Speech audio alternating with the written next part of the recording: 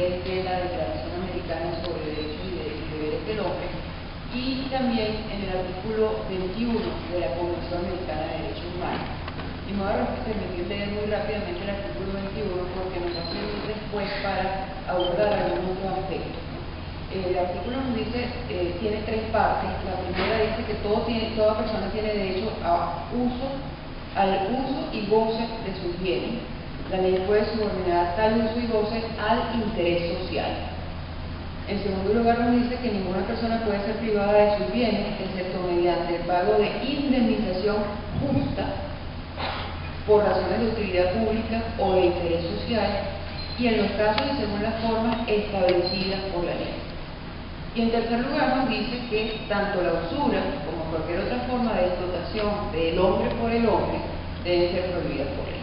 Estos son los tres componentes básicos del derecho y vamos a ir desglosándolos más adelante. Sin embargo, antes de pasar al desglose, yo quisiera referirme también a algunos otros instrumentos que de una u otra manera se refieren al derecho a la propiedad. Hay un instrumento que es poco conocido y además tiene un nombre un poco extraño, que es la Carta Internacional Americana de Garantías Sociales, que por cierto es previa a la Declaración Americana y a la Declaración Universal, que son del año 48. La Carta Internacional Americana de Garantías Sociales es del año 47 y básicamente aborda toda la gama de derechos de los trabajadores. ¿Ya?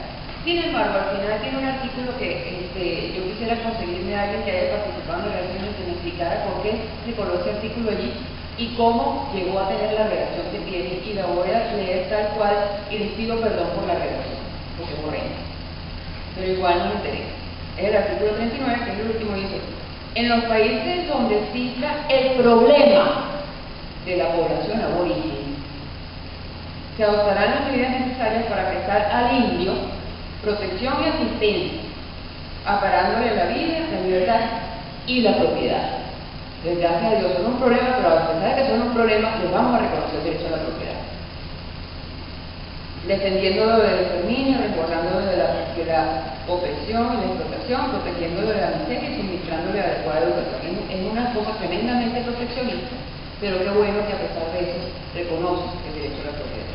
Y dice más, dice que deben crear instituciones que sirvan para la protección de los indios y, entre otras cosas, para hacer respetar sus tierras, legalizar su posesión por los mismos y evitar la invasión de tales tierras por parte de extraños.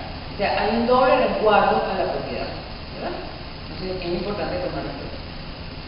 Otra referencia importante es la que tiene la Convención sobre la Eliminación de todas las formas de discriminación contra la mujer, que nos dice en el artículo 13, en el literal B, dice que la mujer tiene derecho a obtener préstamos bancarios, hipotecas y otras formas de crédito financiero.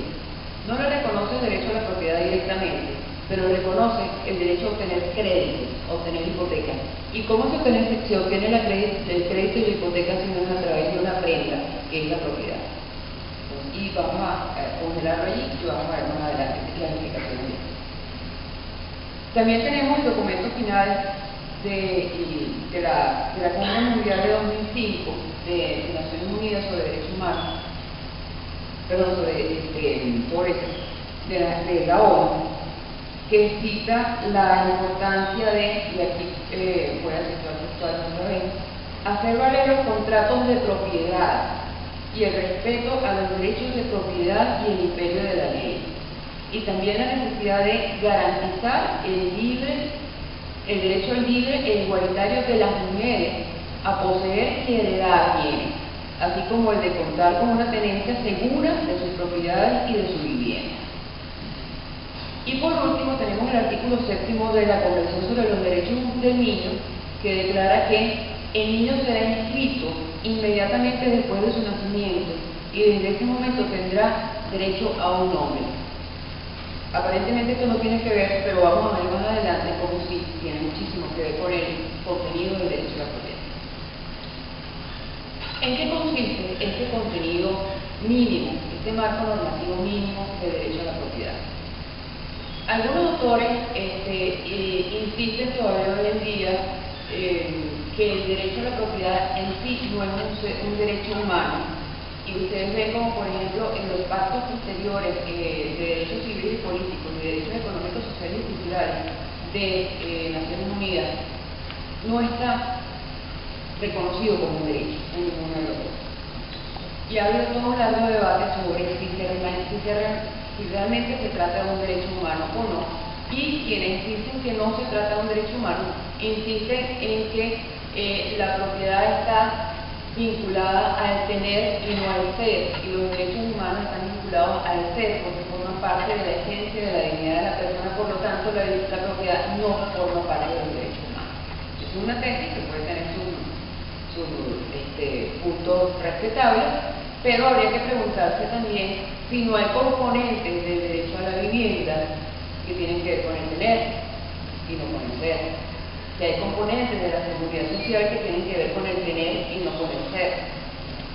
Hay una serie de derechos que tienen un componente o tienen una dimensión vinculada al tener y no solo al ser. Y sin embargo, es incuestionable que se trata de derechos humanos. Por lo tanto, nosotros creemos que esa rendija queda abierta y por esa rendija nosotros afianzamos la idea de que se trata de un derecho humano que además está apoyado en una serie de instrumentos internacionales de protección a la salud, tanto en el sistema interamericano como en el sistema internacional. Veamos entonces los componentes a partir de la descripción de los tres ámbitos que se recogen en la Convención Americana de Derechos Humanos. Por una parte nos habla del uso y del goce, que es una cosa que está más o menos forma parte más o menos incuestionablemente del contenido del derecho a la propiedad, como también del derecho de propiedad, está como presente en ambos.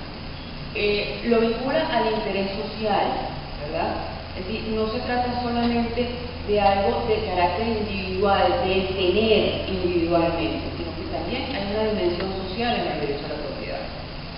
En función de ese interés social, eventualmente la persona puede ser privada de esa propiedad, pero debe serlo a través de una indemnización. No puede ser una privación arbitraria de la propiedad.